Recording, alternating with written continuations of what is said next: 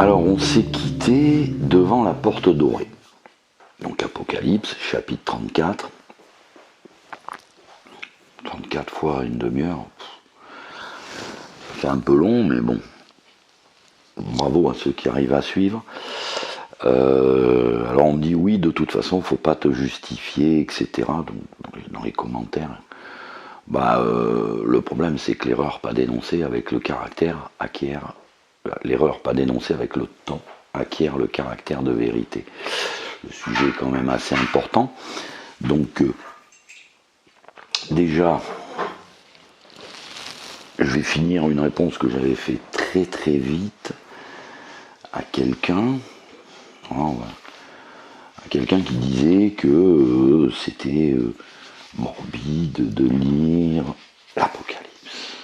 Alors, pour en finir donc avec cette petite polémique, est-ce que c'est morbide de dire l'Apocalypse? Bon, je prends une préface sur l'Apocalypse, facile, et je lis. Toutes les beautés de l'écriture, dit Bossuet, sont ramassées dans ce livre. Tout ce qu'il y a de plus touchant, de plus vif, de plus mystérieux dans la loi et dans les prophètes y reçoit un nouvel éclat et repasse devant nos yeux pour nous remplir des consolations et des grâces de tous les siècles. C'est pour cette raison que Dieu a fait revivre dans Saint Jean, pour écrire ce livre admirable, l'esprit qui a inspiré tous les prophètes. Bon, sans pas Bossuet, auteur remarquable, dommage qu'il ait défendu le gallicanisme, je pense qu'il serait père de l'Église, sinon presque. Bref, donc voilà ce que dit Bossuet de l'Apocalypse. Mais dans le même sujet de sermon, parler de la marque de la bête, alors là, on parle, ce serait des signes spirituels. Oui, bon, moi je veux bien que la marque de la bête serait figurativement la marque spirituelle du péché, et donc je vais suivre ce petit raisonnement, mais on va partir dans tous les sens là. Donc malheureusement, si c'était la marque spirituelle du péché dont Saint Jean nous parle dans ce chapitre 13, pourquoi dit-il que nul ne peut acheter ni ne vendre qui n'a pas cette marque? Je dirais que ça devrait réveiller une petite méfiance. Et j'avais signalé que 2 chapitres plus loin, Saint Jean dit que ceux qui avaient reçu la marque de la bête et ceux qui adoraient la bête, donc il fait un distinguo, attention, des gens peuvent se retrouver avec la marque de la bête pour des raisons totalement différentes. Bon, je pense que Saint Jean parlait de ceux qui sont allés récupérer leur passeport pour Babylone, quoi, hein, voilà, simple. Et quand il dit furent frappés d'un ulcère cruel et malin, ouais, c'est vrai qu'il aurait pu mettre effet secondaire, graphène, il aurait pu être plus précis, quoi. Mais en fait, on va dire ces 3 éléments-là, on voit bien que Saint Jean ne parle pas d'une marque qui soit le péché. Non, je pense pas. Je peux me tromper, mais bon, moi je suis là que pour les coïncidences. Bon, ceci étant dit, nous quittons devant, parce que beaucoup de gens risquent un petit peu d'avoir un mouvement de panique ou quoi que ce soit. Donc on va essayer de retrouver un petit peu, si on ailleurs, dans l'écriture, dans les auteurs antilibéraux, on n'a pas bien vu arriver ce coup-là. Et donc, on se retrouve, on va se promener dans l'histoire, devant une porte que j'avais signalée à l'épisode précédent, c'est la porte dorée, qui a été murée par Soliman Ier en 1540. Soliman Ier, c'est quand la fille aînée de l'Église, avec François Ier, voilà quoi, la fille aînée de l'Église signe un pacte voilà, de non-agression avec Soliman Ier. L'affaire est un peu triste, mais bon, peut-être que déjà l'Église commençait, et la fille aînée de l'Église commençait à se casser la gueule. Peut-être. Mais on va essayer de voir si Saint Jean ne nous donne pas des indications sur ce point. Donc Soliman le Magnifique mure la porte dorée. On sait que le Christ a dit « Vous ne me verrez plus que vous me disiez, béni soit celui qui vient au nom du Seigneur. » Soliman le Magnifique, lui, il a fait ni une ni deux. Il y avait une prophétie juive qui disait que le Messie passerait par là, le Messie des Juifs, et lui, il s'est dit, je mets un mur, il ne pourra pas passer. Bon, vu qu'il avait refait presque toutes les autres portes, moi, à sa place, je l'aurais écroulé, comme ça, j'aurais été sûr du truc. Mais bon, manquait de temps, peut-être. Moi, je l'aurais fait détruire. Si, moi, non, mais bon, à sa place, hein, voilà. Et si on retourne devant cette porte dorée, que les Juifs n'ont pas ouvert non plus, après avoir pris Jérusalem le 6-6-67, parce que pour aller au temple, fallait passer par la porte dorée pour aller au temple. Bon, ils sont allés au temple par ailleurs, mais heureusement, personne n'a rouvert cette porte dorée. Alors, on va retourner en arrière. Alors, je dis bien, depuis très longtemps, je trouve que les catholiques, ils ont presque honte de connaître leurs livres, de connaître les prophètes. De toute façon, j'ai entendu en chair dire de toute façon, vous vous intéressez pas aux prophéties, puisque de toute façon, elles seront comprises une fois qu'elles sont arrivées. Bon, d'accord. Et si quand elles sont arrivées, on les a pas comprises, ça veut dire quoi alors? Bon, c'est ça que je pose la question, c'est pour ça que je pose des coïncidences. Et que dit Ézéchiel? Ézéchiel, il dit, cette porte sera fermée, elle ne s'ouvrira point, et personne n'y passera, car l'Éternel, le Dieu d'Israël, est entré par là. Donc déjà, Soliman se trompe, et je pense que la synagogue se trompe, ils ont raté quelque chose, on l'a expliqué, mais Ézéchiel dit un petit peu plus loin, elle sera ouverte le jour du grand sabbat. Bon, c'est quoi le sabbat? C'est le 7e jour. Et la Sainte Vierge, elle a dit, mon fils a donné 6 jours aux hommes pour travailler, et on ne veut pas lui accorder le grand sabbat, le 7e. Un hasard, c'est un hasard. Donc, on va un peu méditer sur cette porte. Qu'est-ce que c'est cette porte? Ils en parlent, la porte. On reprend le grand livre, bien entendu, donc je me retrouve, on va repartir un peu plus bas, parce que, je le répète, l'Apocalypse, c'est une succession d'images, que singe de vision, d'images, c'est pour ça que le plus grand trésor de la tapisserie médiévale indiscutable au monde, c'est les tapisseries de l'Apocalypse exposées à Angers, tout le monde peut aller les voir, c'est monumental, c'est colossal, mais ce sont des images, il n'y a pas un mot, voilà, des images.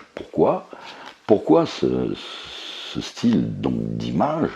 Parce que l'image, on peut l'interpréter selon les temps, ce qu'a fait Holzheiser, Saint-Augustin, Bossuet, des auteurs en quantité, quoi. On ne va pas les citer, ça fait pédant.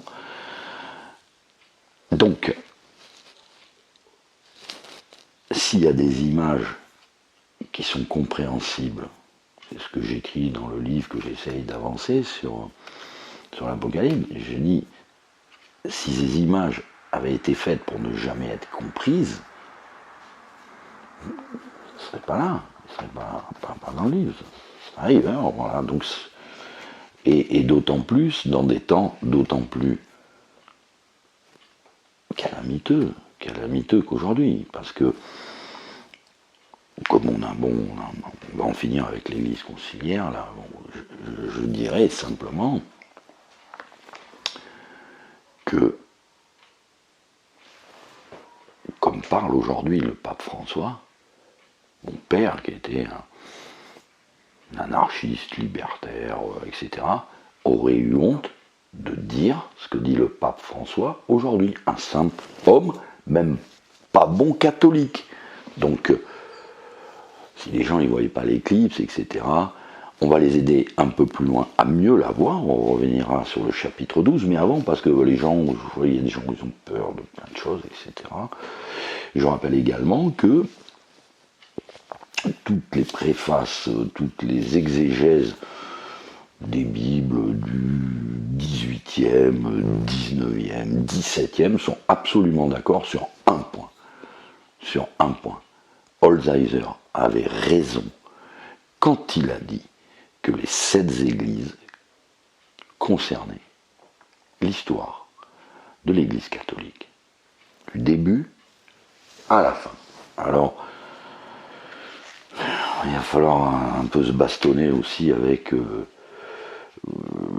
les CD tout, quoi. CD tout, voilà, il n'y a plus rien. Eux, ils attendent l'antéchrist. Hein. C'est des gens absolument extraordinaires. On va enfin faire un petit règlement de compte à Hockey Choral, là. Je les ai croisés. Alors, c'est des gens qui vous expliquent que Holzheiser, il s'est trompé, la Sainte Vierge, elle s'est trompée, même les docteurs de l'Église se sont trompés, et généralement, ils viennent polluer tous les forums. Bon, moi, j'y vais pas, je m'en fous. Avec, ils vous récitent le droit canon sur la visibilité de l'Église, etc. Parce qu'aujourd'hui, bon, là, au point où on est rendu, ils n'arriveront pas à convaincre beaucoup de monde de l'intérêt de leur dialogue, et eux, ils arrivent à la conséquence que, de toute façon, ils attendent l'antéchrist. Voilà. Je ne sais plus si je l'ai dit, je me suis trouvé en débat avec sur ce sujet. J'ai dit non, je suis désolé, c'est deux fois,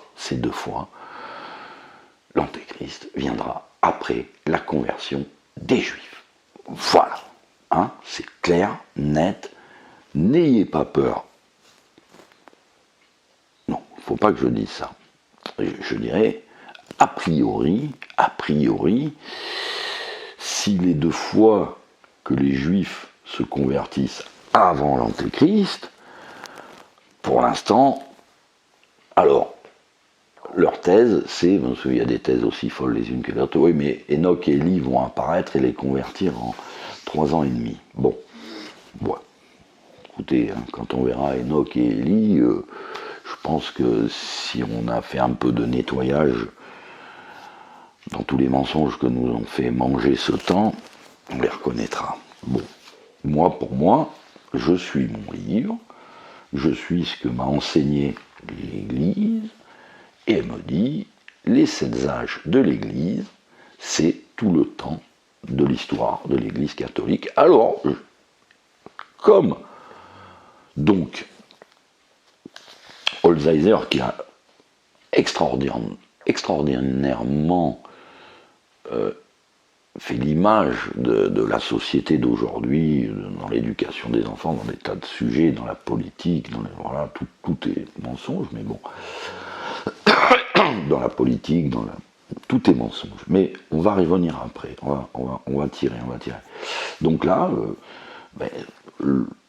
ah oui, c'est sur le grand monarque. Donc là, à l'église de Sardes, nous dit le vénérable Barthélemy Holzheiser, ça va durer de Charles Quint au grand monarque et au Saint-Pape. Imaginez que Holzheiser, il est insupportable à les CD tout, quoi. Parce qu'il y a les CD vacantistes, il y a il y a des thèses, on en parlera au fur et à mesure, mais bon, moi je réponds gentiment, non, moi je pense pas. Je pense pas en suivant une marche compliqué parce qu'on va en avant, on va en arrière, des trompettes, des sauts, des coupes, et il faut retourner malheureusement. Ce qu'il dit à l'Église qui vient après. Et qu'est-ce qu'il dit? Écrivez aussi à l'ange de Philadelphie, voici ce que dit le saint et le véritable, qui a la clé de David, qui ouvre et personne ne ferme, qui ferme et personne n'ouvre. Une porte. Une porte, je sais pas. Alors on va parler maintenant symboliquement de la porte, puisque c'est curieux, parce qu'aujourd'hui on a affaire à des canonistes, mais en écriture sainte, c'est les mecs, mais c'est un abîme. Je sais quelles sont vos œuvres, je vous ai ouvert une porte que personne ne peut fermer, parce que vous avez peu de force, et que vous avez gardé ma parole, et n'avez point renoncé mon nom. Ah, donc déjà s'il dit et n'avez point renoncé mon nom, ça veut dire qu'il va y avoir des martyrs. Ben, ça c'est le martyr. Que vous avez gardé ma parole, ça c'est le livre, il faut le lire, et que vous aviez peu de force. Voilà. Alors ça, c'est parce qu'on va arriver là, on n'est pas rendu. Non, ça c'est l'hors d'œuvre. On est dans l'hors d'œuvre. On se dit on va aller s'asseoir à table, on va bien manger. Il y a du bon feu dans la cheminée, on a un toit sur la tête, Deo Gracias, il fait beau, le ciel est bleu. Hein? Bon. Donc, qu'est-ce qu'il nous dit après? Il sait que bon, on n'a pas de force, bon, on n'a pas renoncé le nom, ça c'est les martyrs, c'est pas cool. C'est pour ça que, n'ayant pas le carnéisme de martyr, je me suis dit, bon, on va essayer d'aller un petit peu plus loin, voir ce qui se passe derrière cette porte, on va essayer de la prendre, cette porte. Et il nous dit, je vous amènerai bientôt quelques-uns de ceux qui sont de la synagogue de Satan, qui se disent juifs et ne le sont point, qui sont des menteurs. Je les ferai bientôt venir se prosterner à vos pieds, et ils connaîtront que je vous aime. Car vous avez gardé la patience. Ordonnez, par ma parole, je vous garderai aussi de l'heure de la tentation, qui viendra dans tout l'univers.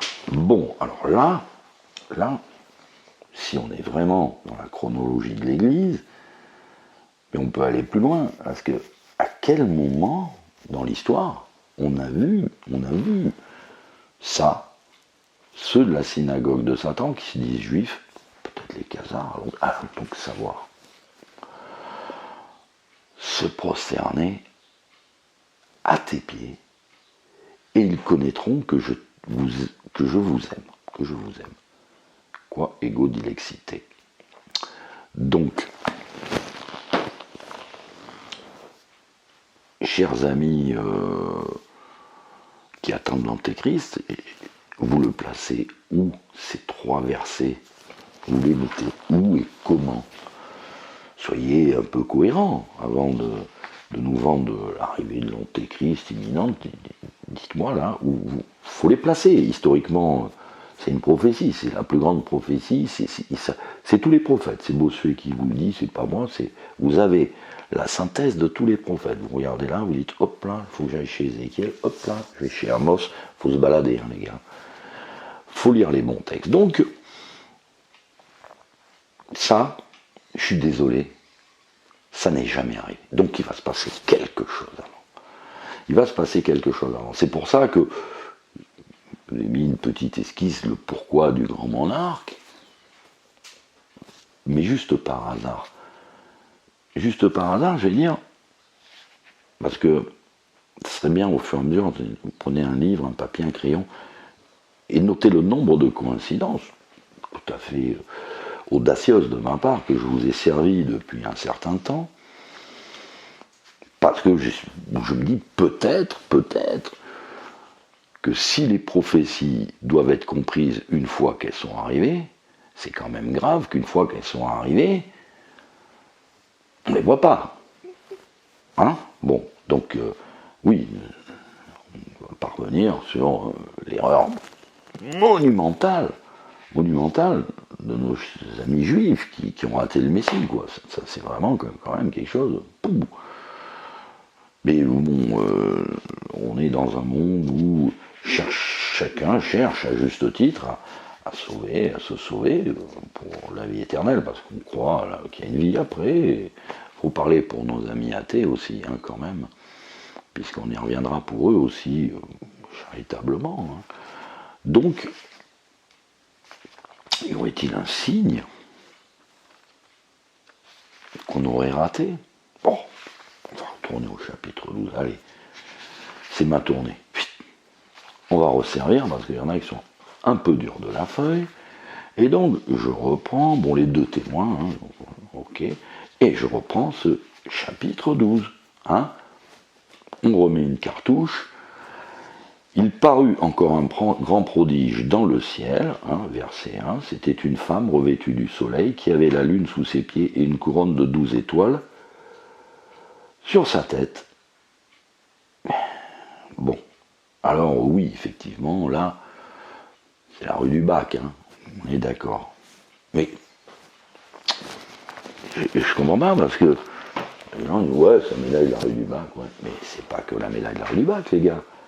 Quand est-ce qu'il y a eu l'apparition de la rue du Bac? Ben quand même, je crois que c'était juillet 1830, si j'ai bonne mémoire. Mais juillet 1830, à quelques jours d'intervalle, il s'est pas passé. Vous n'avez pas raté un petit événement, les gars, là? Il s'est pas passé quelque chose?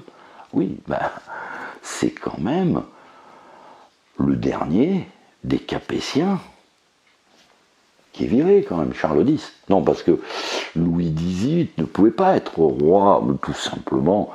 Bon, il y a plusieurs raisons, mais la plus simple, c'est tout simplement parce que son père était régicide, et c'est dans les anciens de France, quoi. Je veux dire, il y a une loi, si on veut se présenter au nom de la monarchie française issue du baptême de Reims, bah, faut pas tuer le prédécesseur quand même, sinon tu peux pas être roi.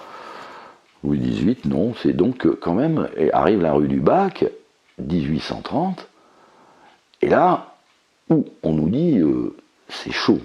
Bon, monarchie de Juillet, quand même, je dis ça comme ça, mais depuis la fin de Charles X, on aurait pu déjà se dire, c'est quand même curieux, parce que toutes les dynasties capétiennes, peut-être à cause du testament de Saint-Rémy, se sont terminées par 3 rois, 3 frères qui se sont succédés sur le trône sans descendants. Voilà. D'ailleurs, il y a une anecdote assez plaisante, à savoir ceux qui veulent un peu aller dans la mystique concernant la monarchie, le ralliement, enfin tout ça, quoi. Je dis quand même, les bergers de la Salette, donc, sont allés voir le comte de Chambord. Et comme par hasard, le comte de Chambord, bon, il n'avait plus trop envie. Bon, il a dit le drapeau, machin, je pourrais pas. Bon, sympathique personnage, le comte de Chambord. C'est bien. Mais bon, donc 3 frères, pas de successeur. Fin des Capétiens. On peut dire ce qu'on veut. Virez-moi ce Louis XVIII, qui est peut-être un enfant échangé, Chapini.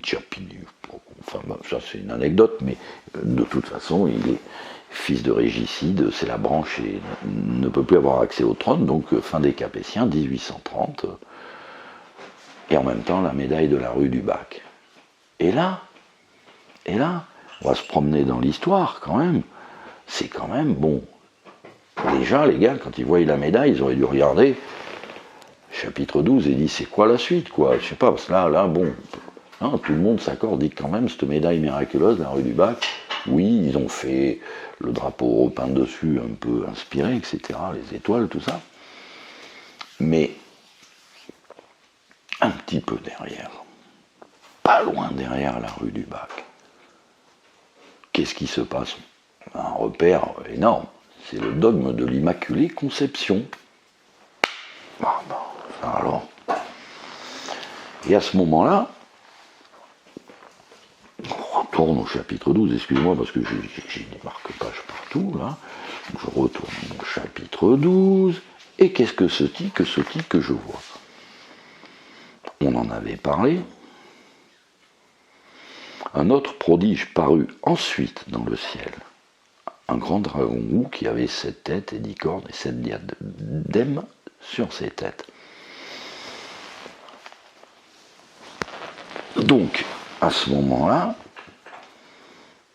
on voit bien qu'il veut dévorer l'Église, puisque il est évident que, enfin, pour les catholiques, on sait très bien que Marie, c'est la mère de l'Église, son enfant mâle, effectivement, c'est le Christ, mais c'est aussi l'Église, parce qu'elle était dans les douleurs de l'enfantement, ben oui. Donc, elle part 1260 jours. Mais, il reste une question curieuse dans ce chapitre qu'on va aborder avant que arrive ce fameux chapitre 13. On a vu que on donna à la femme 2 ailes d'un grand aigle, où elle est nourrie un temps de temps, la moitié d'un temps, hors la présence du serpent. Donc, ok, déjà, ça doit interpeller quand même. Alors le serpent jeta de sa gueule après la femme, comme un fleuve, pour la faire entraîner par ce fleuve. Ah! Au secours! Au secours! Qu'est-ce que c'est que ce fleuve?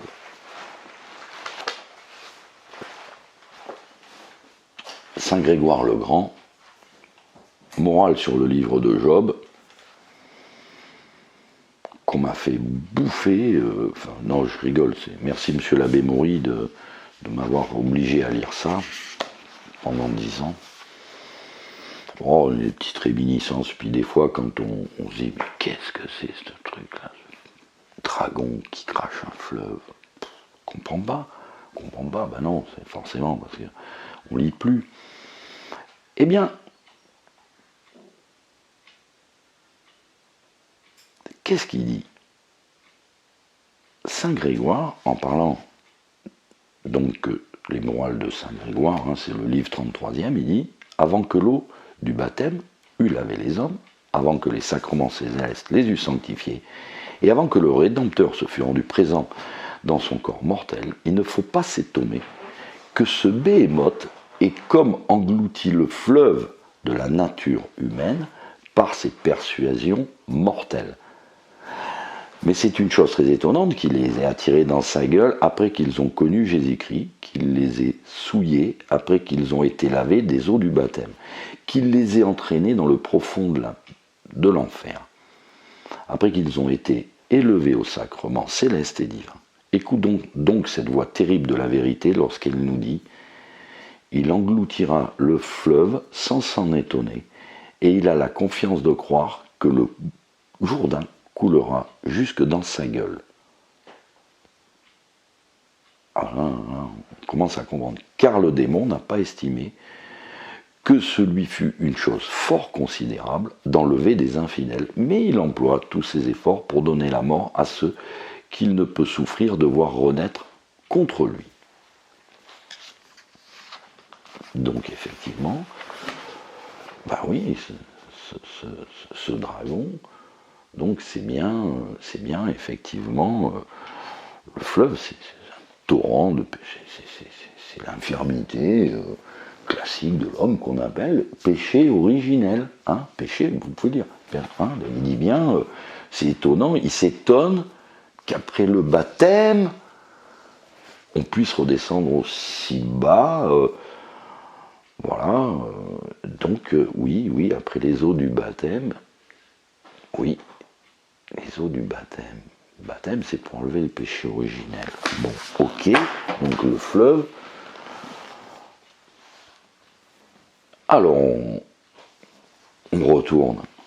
Je devrais les garder ouverts. Donc, on est bien d'accord. Ce fleuve, c'est le diable qui essaye de demander plus de clients. Il va récupérer plus de clients au nom de son droit qu'il a acquis avec le péché originel. Bon, alors le serpent jeta de sa gueule après la femme comme un fleuve pour la faire entraîner par ce fleuve. Seulement voilà-t-il pas qu'il se passe quelque chose. Mais la terre aida la femme. Et la terre ayant ouvert sa bouche, elle engloutit le fleuve que le dragon avait vomi de sa gueule. Eh oui, eh oui. C'est le dogme de l'Immaculée Conception. À quel moment la terre a ouvert sa bouche pour lui dire non, non, non. Quand il attaque la femme, verset précédent, il attaque la femme. Verset suivant, il attaque la femme, il demande ses droits qu'on lui doit au nom du péché originel. Et la terre ouvre sa bouche. À quel moment la terre a ouvert sa bouche pour défendre quand elle a proclamé le dogme de l'Immaculée Conception. Voilà, tout simplement. Alors, c'est une coïncidence, c'est un hasard, c'est une hypothèse, voilà, mais bon, je trouve quand même que ça éclaircit un peu le texte de 2 versets éclaircis. Ces 2 versets, bon, ça peut être ça, hein, voilà. Donc, si je me trompe, bon, moi je me soumets à toute autorité qui me dira que mon interprétation pourrait être gnostique ou hérétique, je me soumets, hein, il n'y a aucun problème, mais c'est une petite suggestion que je mets, qui est la seule explication, mais on peut avoir un doute, donc, parce qu'il y a beaucoup de gens qui n'aiment pas Niol, Zeiser, enfin tous ces gens sur les forums. Oh, je vous raconterai une anecdote, ils sont marrants, quoi. Donc, on va continuer avec Saint Grégoire. On va continuer, il faut quand même... Qu'est-ce qu'il nous dit ? Il dit, car ceux qui, après avoir reçu la foi de la vérité, négligent de vivre le son selon cette foi, sont fort bien comparés à un fleuve, puisqu'il penche et coule sans cesse vers les choses basses. Le mot Jourdain en hébreu signifie leur descente. Voilà. Alors après, il fait l'apologie des gens qui sont bien. Voilà, c'est très très bien. Mais il nous...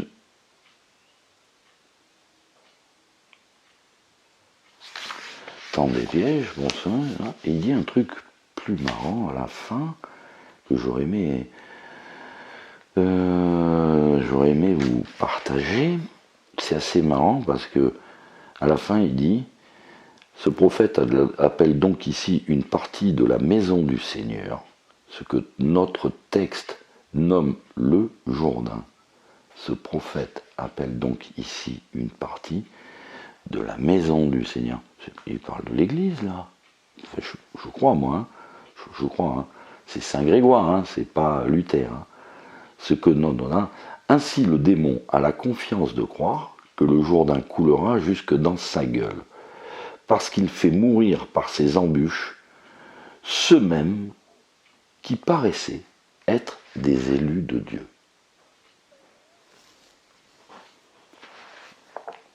Alors, voilà, hein, moi je vous conseille, morale sur le livre de Job, hein, c'est un petit cadeau pour les élus qui pensent que voilà, tout...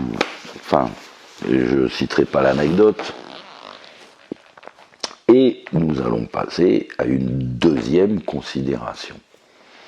Donc, caméraman, nous allons instantanément shooter le verre de café, mettre du café par terre, le bien est fini, on peut même faire un café intermédiaire, hein, parce que là, je t'ai fait un run de plus de 30 minutes, à peu près.